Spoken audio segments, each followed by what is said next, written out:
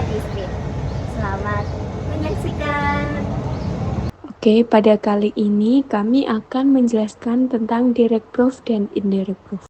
Baik, saya akan menjelaskan tentang direct proof atau pembuktian langsung.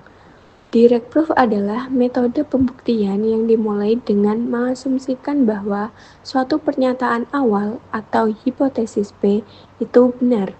Setelah itu, kita menggunakan langkah-langkah logis untuk menunjukkan bahwa pernyataan lain, yaitu Q, juga benar. Metode ini biasanya dipakai untuk pernyataan model seperti jika P maka Q. Dan bedanya di sini kita nggak pakai cara-cara kayak kontradiksi atau negasi. Jadi inti dari direct proof adalah membuktikan kebenaran suatu pernyataan secara langsung dan runtut berdasarkan logika dan definisi yang sudah ada. Selanjutnya di slide ini kita ditunjukkan langkah-langkah untuk mengerjakan direct proof. Langkah pertama, kita harus identifikasi dulu mana hipotesis dan mana kesimpulan. Jadi, kita tentuin pernyataan awal yaitu P yang kita anggap benar, lalu kita lihat pernyataan akhirnya yaitu Q yang ingin kita buktikan kebenarannya. Lanjut ke langkah kedua, mulai dari hipotesis. Artinya, kita anggap dulu bahwa P itu benar. Dari situ baru kita turunin langkah-langkah logis sampai nanti kesimpulan Q bisa kita buktikan. Langkah ketiga adalah menggunakan logika, definisi, dan teorema. Pada tahap ini, kita memakai serangkaian langkah yang bersifat logis. Kita bisa menggunakan definisi matematika, aksioma, atau teorema yang sudah terbukti benar untuk mengelola hipotesis.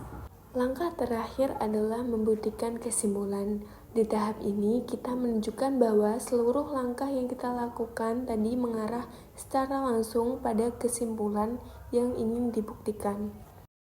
Nah, biar lebih jelas lagi, di sini saya ada 2 contoh soal untuk dibahas. Soal pertama, jika n bilangan genap, maka n kuadrat adalah bilangan genap. Sekarang kita masuk ke penyelesaian soal pertama.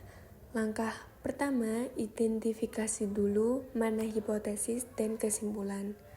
Hipotesisnya adalah n adalah bilangan genap, sedangkan kesimpulannya adalah n kuadrat adalah bilangan genap. Langkah selanjutnya adalah mulai dari hipotesis. Karena n adalah bilangan genap, kita bisa tulis n dalam bentuk n sama dengan 2K untuk suatu bilangan bulat K. Kemudian kita gunakan logika dan definisi. Di sini kita kuadratkan kedua sisinya. N kuadrat sama dengan 2K kuadrat menjadi 4K kuadrat. Lalu kita bisa tulis 4K kuadrat itu sebagai 2 dikali 2K kuadrat. Dengan bentuk seperti ini, kita bisa lihat lebih jelas strukturnya. Nah, terakhir kita buktikan kesimpulannya.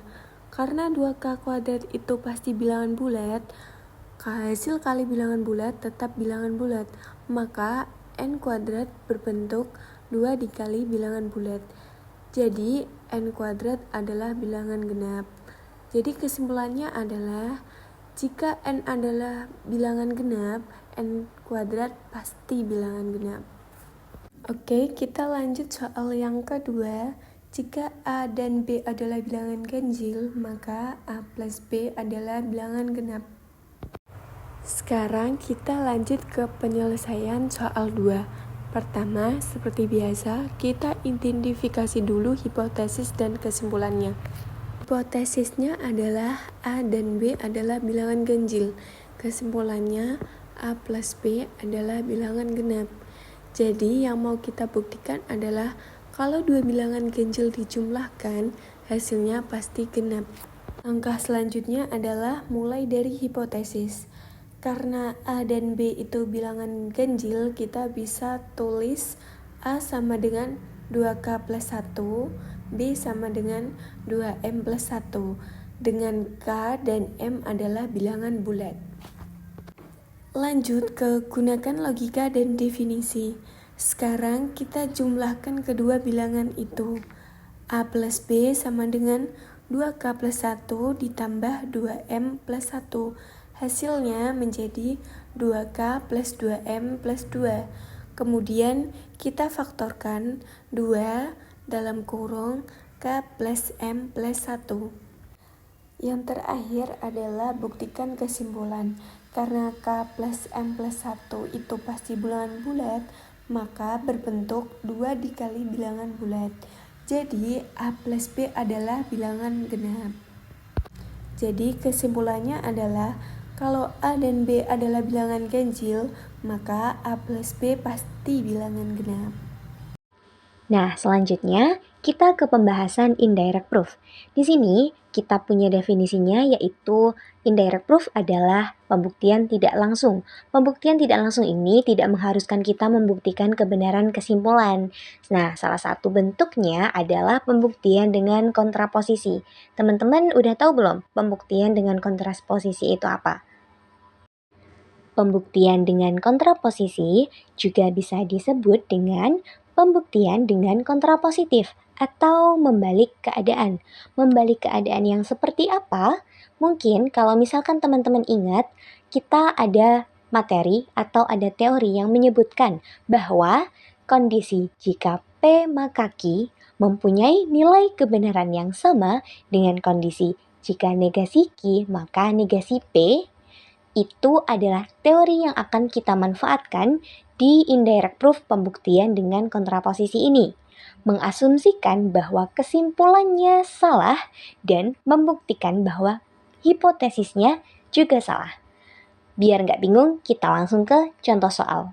Buktikan bahwa jika 3N ditambah 2 ganjil dengan N adalah elemen bilangan bulat, maka N juga ganjil.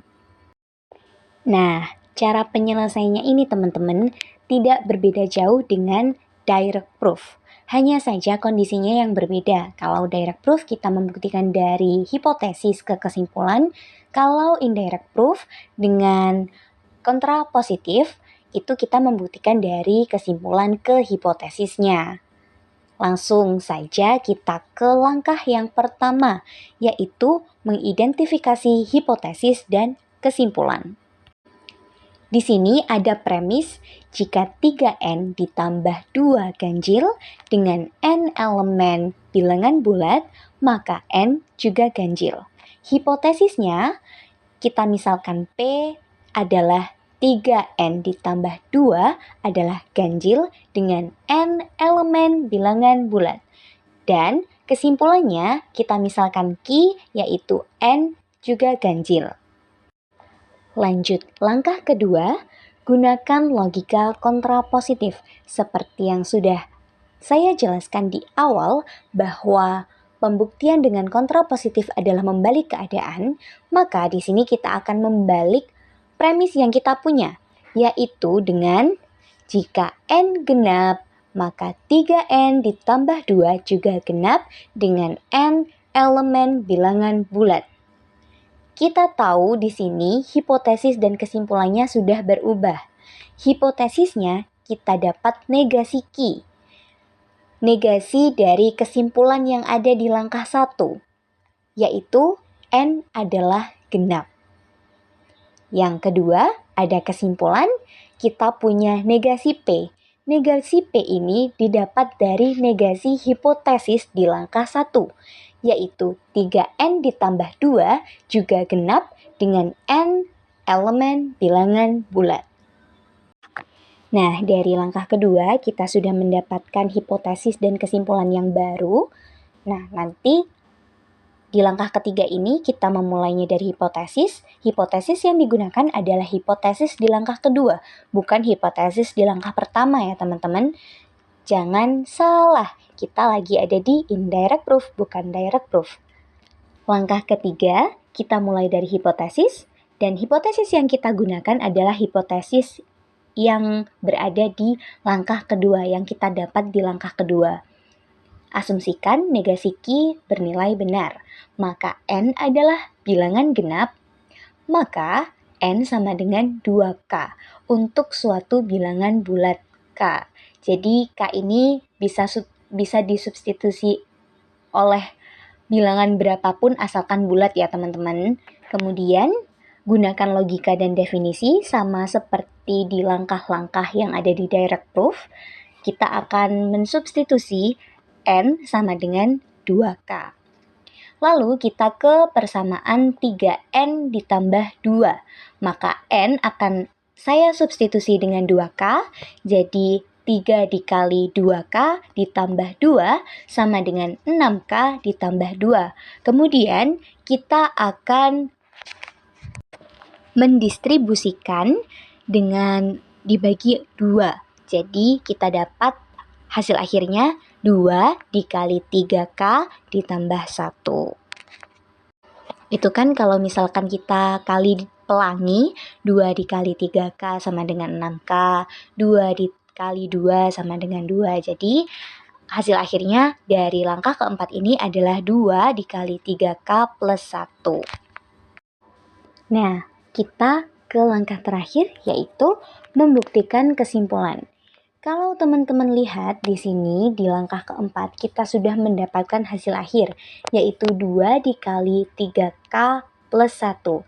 3K plus 1 ini kan di dalam kurung ya teman-teman. Nah itu misalkan bahwa 3K plus 1 ini adalah sesuatu. Maka sesuai definisi bilangan genap 2 dikali sesuatu adalah bilangan genap. Jadi kita dapat menarik kesimpulan bahwa persamaan 3N plus 2 di awal ini itu memenuhi definisi bilangan genap. Dan terbukti bahwa negasi P bernilai benar. Jadi, pernyataan yang dimulai dari hipotesis awal ini, negasi Q, maka negasi P itu bernilai benar dan membuktikan juga bahwa premis jika P maka Q terbukti bernilai benar. Gimana? Masih bingung sama penjelasan kita berdua? Nah, jadi kesimpulan yang bisa kita ambil teman-teman di sini, direct proof mempunyai beberapa langkah dan indirect proof itu adalah direct proof dengan kontraposisi, yaitu membalik keadaan terlebih dahulu tetapi selanjutnya langkah-langkahnya sama persis seperti direct proof. Itu tadi penjelasan dari kami, semoga bermanfaat bagi teman-teman semua. Terima kasih. Wassalamualaikum.